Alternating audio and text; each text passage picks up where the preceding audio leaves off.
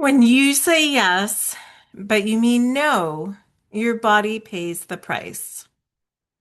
Welcome to day 10 of the 30-day self-trust challenge with me, Kathy Richards, registered dietitian.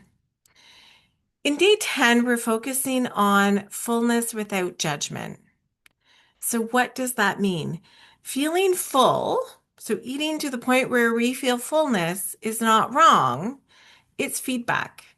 And it's neutral feedback. There's no more mortality attached to if we eat past our fullness or if we eat so we comfortably feel full.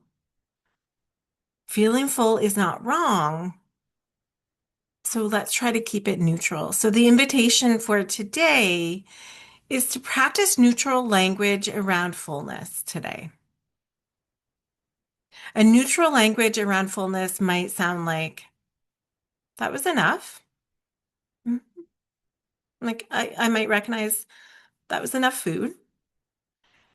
And if maybe we went a bit beyond fullness, that's not wrong. We could say, okay, I noticed that I'm full. Okay, so fullness isn't a failing if we feel full or over full. It's just feedback. So if today felt hard, remember that neutral is the goal, not positive. Okay, so that was enough. I notice I'm full. Feeling full is not wrong. So let's come at it from that neutral language. Join me today for day 11 of this 30-day self-trust challenge.